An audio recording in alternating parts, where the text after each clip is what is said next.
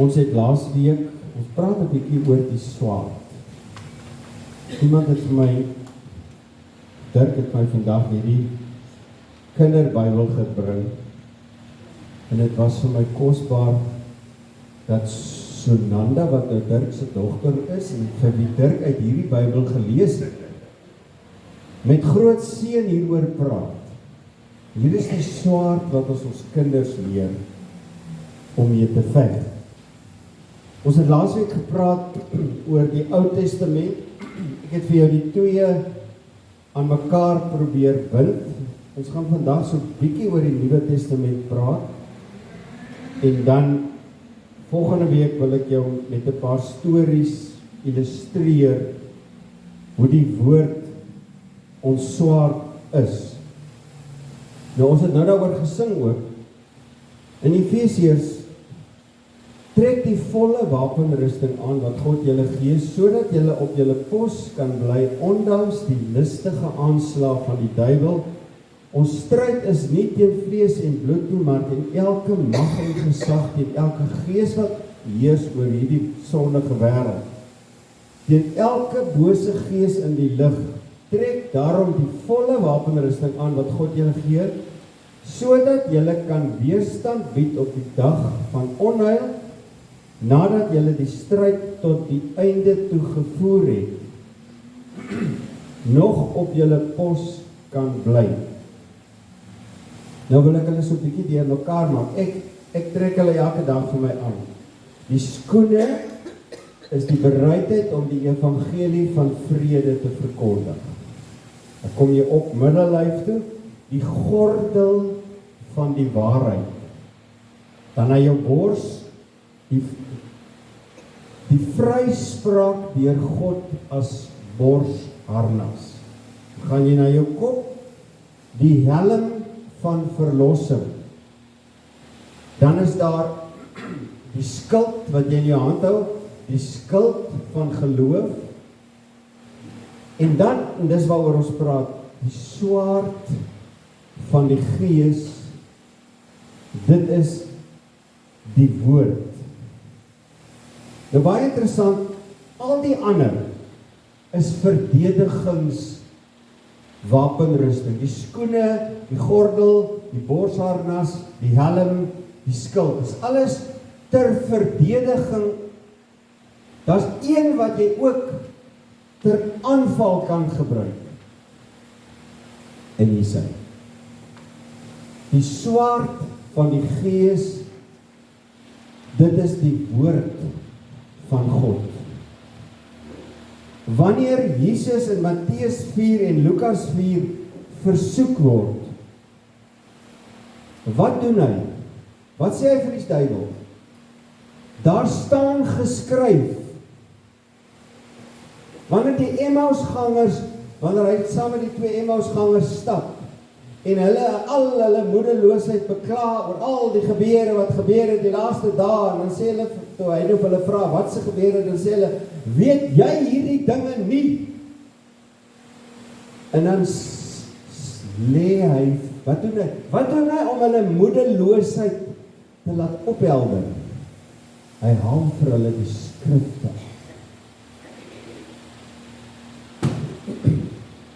Nou, liewe vriende,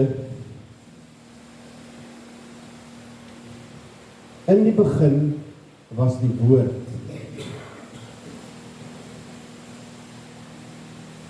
En die woord was by God en die woord was self God. Hy was reeds in die begin by God. Alles het deur hom tot stand gekom. Ja, die enkele ding wat bestaan het sonder hom tot stand gekom nie. In hom was daar lewe en die lewe was die lig vir die mense. Die lig skyn in die duisternis en die duisternis kon dit nie uitloop nie. Goed, dan wil ek 'n bietjie gears change. Is dit nie interessant as God iemand kies om 'n rigtinggewende verandering in die geestelike riehalm te laat gebeur. kom ek nou voor, kom ek eindig my sin net, dan kies hy altyd 'n eenvoudige of 'n sondaar. Hy kies vir Moses, wat 'n moord gepleeg het, en hakkel, om die volk te loop uitlei. Hy kies vir Josef, wat die geringste onder sy broer, en sy broers het hom nie gelike nie. Hy kies vir Josef, deur die hele verhaal, om op ouend sy pa en sy broers, wat hom nie van hom gehou het, te red van 'n gewisse hongerdood. Toe die volk 'n koning vra, toe word bepaal uit watter gesin hierdie koning sal, dan kom al daai seuns, daai pa so in sy skik, een van my seuns gaan die koning wees. Dan kom al daai seuns verby. Is nie een van hulle nie. Is daar dalk nog een? En ek dink die pa was half baie geleer, ja, maar hy is met die skape. Hy pas skape op. Dis hy. Toe die verkenners uitgegaan het, wie gebruik God om hulle te help? 'n prostituut. Nou baie interessant, as ek gaan nou vir jou probeer, vergewe my voorbeelde, as Jesus nou moet kom, vandag, en sy 12 disippels kom kies, 2026 Maart, gaan hy eerstens Weskus toe gaan, want hy soek visserman. That's correct. As die visserskykie so inkom met daai Weskus vissermanne, dan kyk, hy ouens het 'n ander taal gebruik as ons. Hy gaan daarvoor disippels kies. Hy kies vir Simon die Seloot. Nou, die Selote, ekskuus vir die voorbeeld, maar dis al hoe ons dit nou in ons denkraamwerk sal kan inpas, is of die EFF aan die kant, of die AWB aan die kant. Regtig, die Selote was 'n radikale, aksionêre, kom ons sê in ons, 'n politieke instansie, wat die Romeine wou omverwerp. En Jesus gaan haal een van hulle, Simon die Seloot.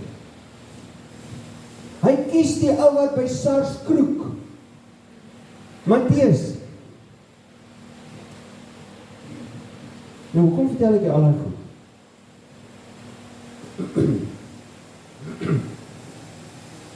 God kyk, en dan dink hy, wie het genoeg aksie in hom, go in hom, om die helfte van die Nuwe Testament te skryf? Nou kom ons klim saam met my in 'n storie wat ek een keer geskryf het. Ananias was 'n man met 'n diepe verhouding met God. Hy was getrou aan die wet van Moses, woonagtig in Damaskus. Saulus het die Christene vervolg en wou vir eens en vir altyd die ewel van die Christene uitroei. Hy het Christene in tronke gegooi, gemartel, selfs gedood. Matteus 7:57 staan daar. Toe het hulle hard geskreeu en hulle ore toegedruk en soos een man op Stefanus afgestorm, hom uit die stad gesleep en hom met klippe doodgegooi. Dan staan daar, die getuies het hulle klere neergesit by 'n jong man met die naam Saulus. Jong man. Hy was 'n jong man met aksie. Handelinge 8. Saulus het hierdie moord goedgekeur. Daardie dag het daar 'n ewige vervolging van die gemeente in Jerusalem begin. Al die gelowiges, behalwe die apostels, is uitmekaar gejaag en verstrooi oor die gebiede van Judea en Samaria. Saulus het soos 'n besetene, hierdie jong man, het soos 'n besetene voortgegaan om die volgelinge van die Here met dood te dryf.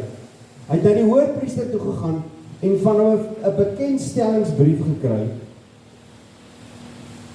aan die sinagoges in Damaskus. Sy doel was om al die aanhangers van die leer van die Here wat daar is, mans sowel as vroue, gevange te neem en hulle dan Jerusalem toe te bring, sodat hulle verhoor kon word.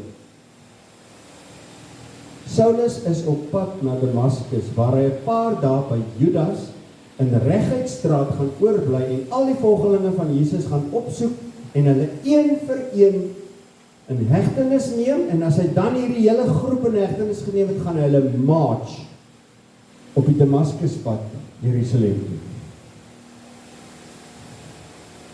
Tog was daar iemand in sy pad, Ananias. Iemand wat God gebruik. Ananias, Handelinge 9:12, tog het jy 'n besondere diep verhouding met God. En dan kom die opdrag van ons hemelse Vader aan daardie persoon, aan daardie Ananias. Soos enige iemand wat 'n diepere geestelike lewe gewoond is, het hy dadelik geantwoord, hier is ek. Maar dan kom die skokkende boodskap. Gaan dadelik, nou is nou Ananias, God praat met Ananias, gaan dadelik na Reguitstraat toe, vra by Judas se huis, na 'n man van Tarsus, met die naam Saulus. Jeremia, dis daai jong man, wat aksie neem teen die gelowiges. Ek dink die laaste sinnetjie van hierdie opdrag het Ananias dalk nie eers gehoor nie. Want die laaste sinnetjie van die opdrag sê, hy is besig om te bid. Miskien het hy dit gehoor. Miskien het dit hom moed gegee. As dit ek was, you must be joking, Here. Dit kan nie waar wees nie.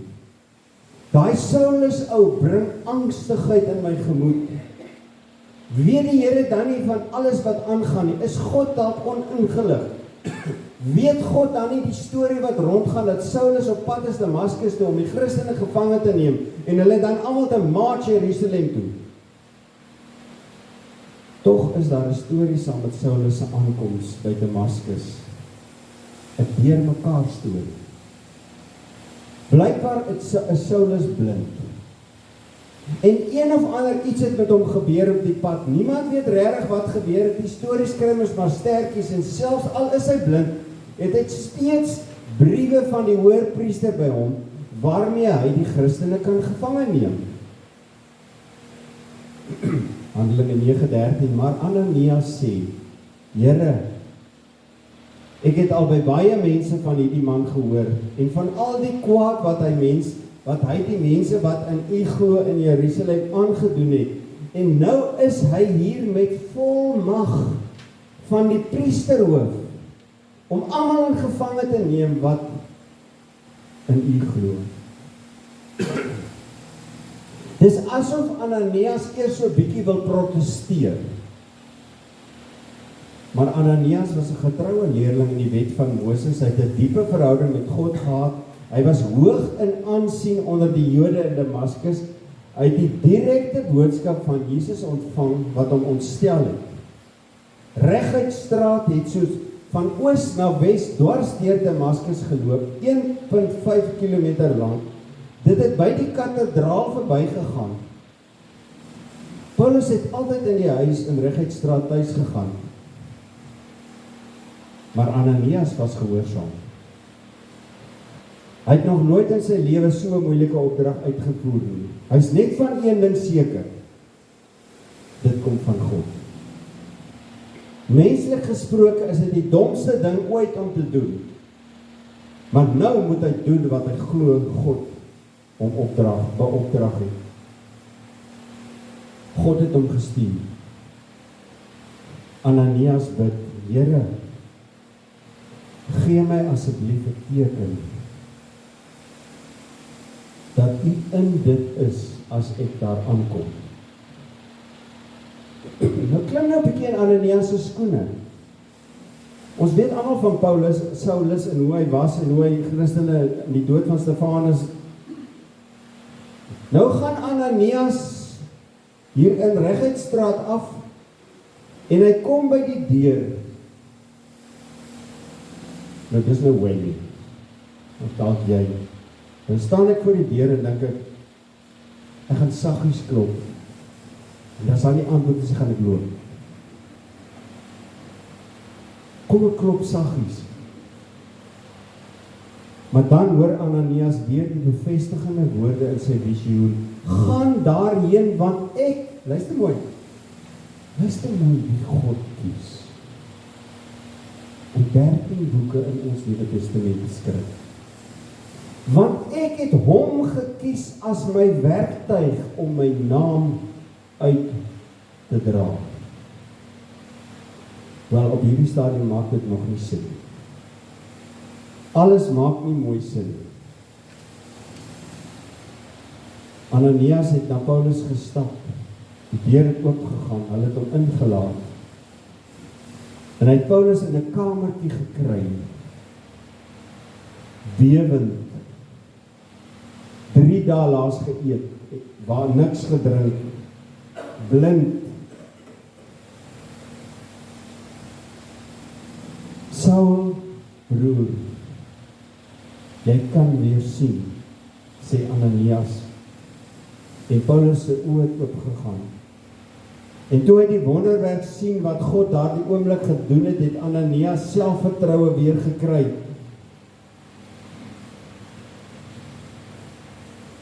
My punt is, God kies 'n radikale politieke leier en hy katrol hom in en hy begin boeke skryf, briewe aan persone, briewe aan gemeentes. Ok, kom ons jump gou na ietsie oor die Nuwe Testament. Daar 27 boeke in die Nuwe Testament, 4 biografieë, 1 geskiedenis, 22 briewe. Openbaringe is 'n profetiese boek. Die Nuwe Testament strek oor 'n periode van plus minus 100 jaar. 8 skrywers skryf dit. Matteus, Markus, Lukas, Johannes en dan Paulus, Jakobus, Petrus en Judas. Dit speel af in Turkye, Israel, Griekeland, Italië, Patmos, daai area in vandag se geskiedenis of aardrykskundig.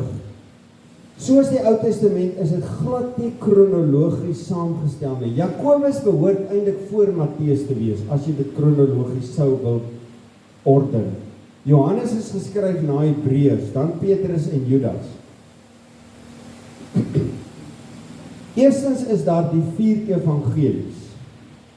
Matteus is geskryf vir die Jode wat veral die Ou Testamentiese profesieë in vervulling verwag het om te gaan. Markus is geskryf om Jesus aan die Romeine voor te stel. Lukas is geskryf vir die Grieke, wys na Jesus se wysheid, sy genade, sy leringe. Johannes stel Jesus voor as aan die hele wêreld, almal kan gered word, Johannes 1:12.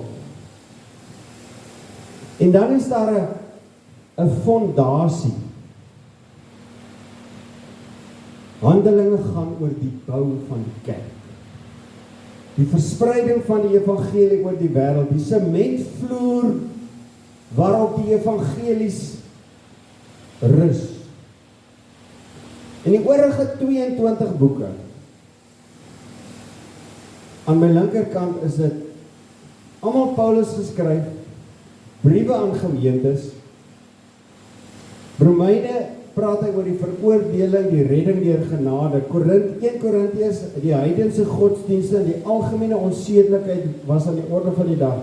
2 Korintiërs spreek hy probleme in die gemeente aan. Galasiërs praat hy oor die wettisisme en demonstreer die belangrikheid dat ons deur genade gered is. Efesiërs 'n gelowige se posisie in Christus. Filippense was the book of joy, wat hy skryf om aan die tronk.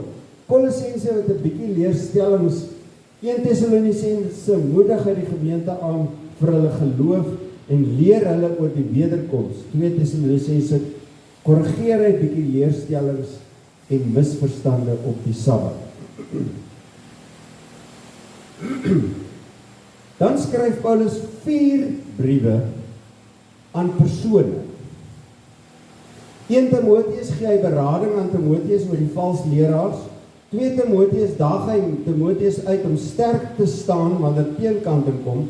Titus gaan oor die goddelike vereiste vir kerkleierskap. Filemon, Paulus skryf aan 'n vriend oor 'n slaaf wat gedros het, maar wat nou 'n kind van die Here geword het. Dan aan die ander kant 'n paar ander skrywers. Judas openbaar die valse leringe. Openbaringe gaan oor die openbaring wat Johannes gekry het.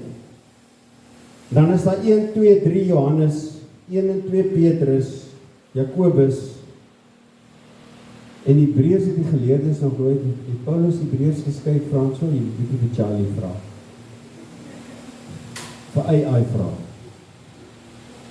Daar word beweer Paulus het Hebreërs geskryf. In jou blaadjie het ek vir jou, ek som nou net baie vinnig die Nuwe Testament op, dat dit gaan oor in 3 dele. Deel 1 was die vroeë lewe van Jesus, dan Johannes die Doper, die bediening van Jesus, en al die teenkanting, sy lyding, sy kruisiging en opstanding. Die tweede deel gaan oor die geboorte van die kerk, die uitstorting van die Heilige Gees, die 3000 wat tot bekering gekom het. En dan die derde deel gaan oor die evangelie wat die wêreld ingegaan het. Julle sal die waarheid ken, en die waarheid sal julle vrymaak. En dis hierdie waarheid. U woord is 'n lamp wat my die weg wys, en 'n lig op my pad. Vir Timoteus sê hy in 2 Timoteus, bly jy by wat jy geleer het, en wat jy vasglo, jy weet tog wie jou leermeesters was, en jy ken van kleins af die Heilige Skrif. Dit kan jou die kennis bybring wat tot verlossing lei deur die geloof in Christus Jesus. Dan hier kom die punt. Die hele Skrif is deur God geïnspireer. Het groot waarde in wat? Om waarheid te onderrig, dwaling te bestry, verkeerdhede reg te stel, die regte lewens en die regte lewenswyse te kweek.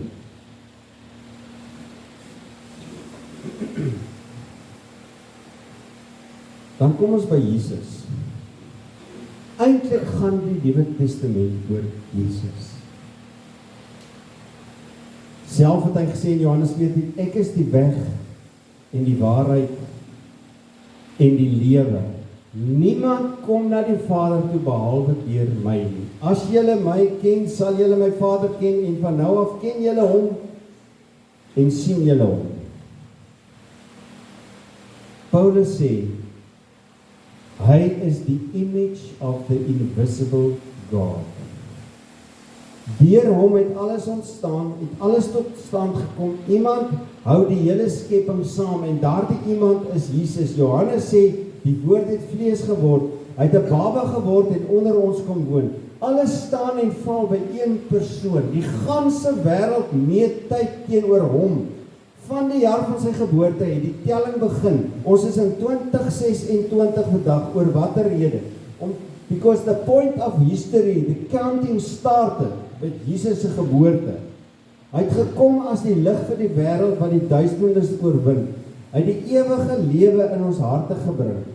Sommige ontken sy bestaan, sommige haat hom, sommige filosofeer oor hom, ander wou nie met hom geassosieer word nie. Sy wysheid verstom mense, sy omgee vir sondaars verwar mense, sy hart vir kinders verbaas mense.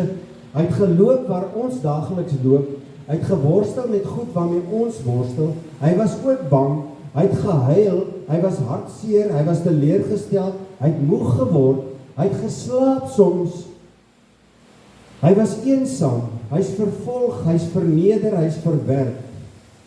Hy het nie 'n motor gery soos ons nie. Indien hy nie verder wou loop nie, dan het hy op 'n donkie gery.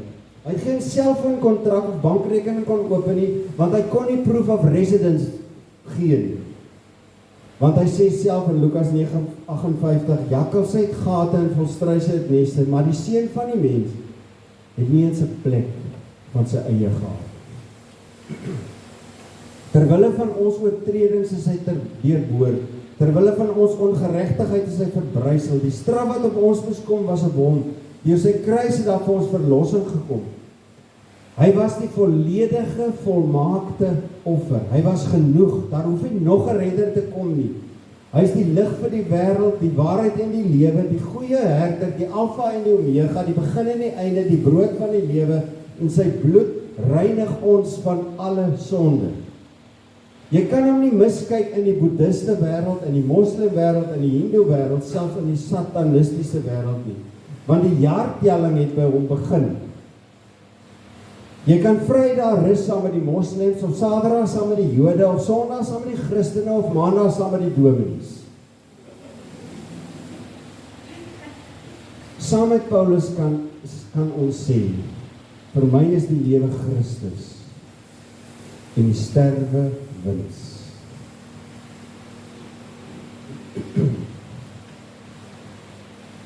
Liewe vriende, ek dink ons maak te min van die swaard. Wil jou uitdaag vandag, en ek het dit nie vir jou gesê nie, ek kan nie, wou maar daar hou ek het terug. Gaan lees 'n bietjie in Matteus 4 en Lukas 4, toe Jesus vir die Satan sê, daar staan geskrywe, gaan lees bietjie wat haal hy volmaan. Waar in die Ou Testament haal Jesus vir die duiwel aan? Quote hy. Gaan lees dit. Ek sluit met 'n storie. Aan die einde van die Tweede Wêreldoorlog het die Amerikaanse troepe die eiland Okinawa in Japan verower. Terwyl hulle op hulle oorwinningstog deur die eiland beweeg, was dit duidelik dat die mense in 'n toestand van totale sosiale, morele verval was. Gevolglik was hulle baie verbaas toe hulle diep in die binneland in die eiland Okinawa by 'n dorpie kom met die naam Shimbakuku. Toe hulle die dorpie inkom, kom 2 manne aangehardloop na die Amerikaanse soldate met Bybels in hulle hand. Obvious was die Amerikaners 'n bietjie agterdogtig, is dit nie 'n lokval nie. Maar toe vertel hierdie manne, meer as 30 jaar tevore, voor die oorlog, het 'n sendeling by Shimbakuku gestop. Hy het hulle 2 leer bid, vir hulle Bybels in hulle taal gegee. En al wat hierdie 2 manne gedoen het, hulle het die Bybel gelees en hulle het dit vir ander voorgelees en hulle het vir hulle die liefde van Jesus wat hulle in die Bybel ontdek het, probeer leer.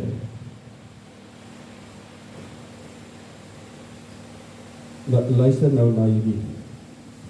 Die 2 het geen Christelike opleiding ontvang nie. Hulle het bloot die liefde gedeel met ander, die liefde van Jesus. Toe die Amerikaanse soldate aan die einde van die Tweede Wêreldoorlog by Shimbakuku aankom, was daar in daai dorpie, luister nou mooi, in daai dorpie waar die swaard van die Gees geheers het. Geen tronk, geen bordeel, geen alkoholisme, geen egskeidings, in teenstelling met die omliggende moeras van wanhoop wat hulle deurgery het om tot daar te kom, was Shimbakuku 'n oase van liefde. Die liefde van Jesus het 'n verskil gemaak in daardie mense se lewe. Clarence Hall, 'n oorlogskorrespondent, het die storie gerapporteer aan die wêreld. Hy het in die koerant geskryf, as dit is wat die Bybel en 2 ou manne wat probeer het om soos Jesus te leef en soos Jesus lief te hê kan doen. Ons militêre mag gebruik die verkeerde soort wapens om die wêreld te probeer verander.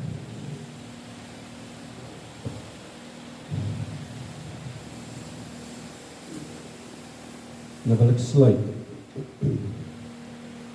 waar ek laasweek ook was.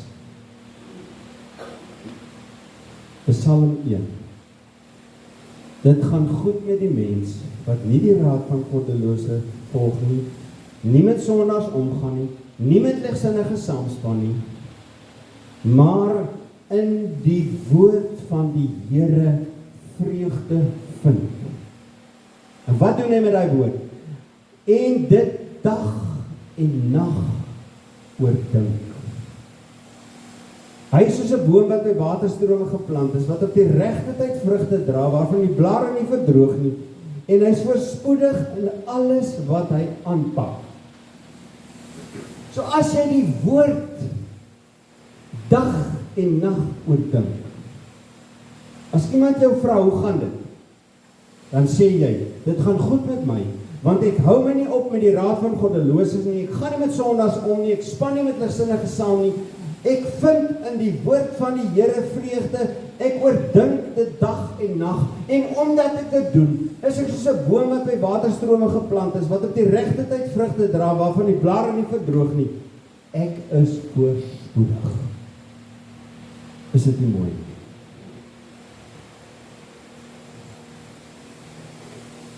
Wat in die woord van die Here sy vreugde vind en dit dag en nag oordink.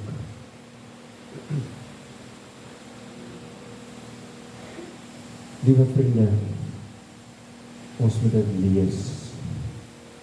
Ons moet dit memoriseer. Ons moet dit toepas. Ons moet dit uitleer. Ons het een aanvalswapen. Ons het 'n swaard in ons hand. Hemelse Vader, dankie vir u woord. Here, leer ons om daarmee om te gaan.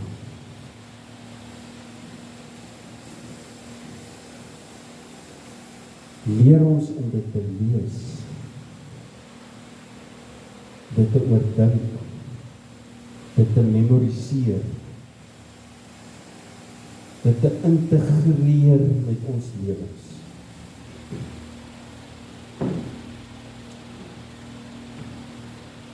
Asseblief, Here, dit is nie altyd maklik nie. Ons onthou nie altyd alles wat ons gelees het nie. En ons is ook nie altyd lus om dit te lees nie. Help ons, Here, om met u woord om te gaan. Amen. Ons gaan met 'n lied sluit. Voordat ons met die lied sluit, wil ek net vir sê, ek het die week besluit, ek kom maar lank reg maak, ek het 'n groep begin, en ek het mense, soms op sosiale media gepost, uitgedaag, kom ons lees die Nuwe Testament saam, van 1 Junie tot einde Desember. Dit is vandag Sondag, ek het Vrydag aand dit gedoen. Daar's 25 mense reeds op die groep, 1 Helderbaai, Nieu-Seeland, Australië, Amerika, all over the world. Is dit nie mooi nie? So challenge julle, stuur my 'n WhatsApp as jy saam wil lees. Dan vra die een vrou vir my, hoekom gaan ons eers Junie begin lees? Ek sê, omdat ek al 100 mense wil hê. Sodra ons 100 is, dan begin ons is 25. Kom ons staan, ons gaan met die lied sluit, dan gaan ons lekker glas koeldrank drink as jy tyd het.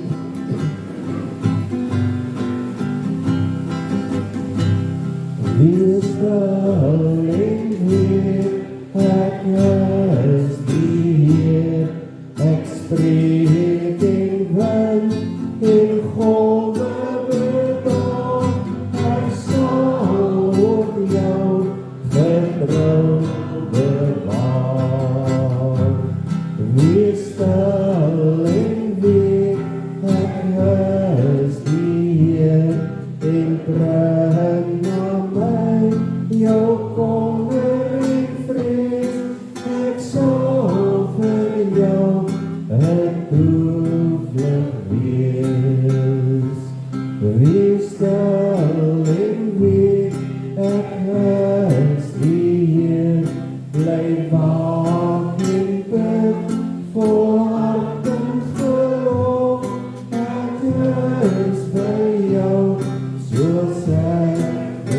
wêreld. Die Here sal julle seën en julle beskerm. Die Here sal tot julle redding verskyn en julle genadig wees en die Here sal julle gebede verhoor en aan julle sy vrede gee. Amen.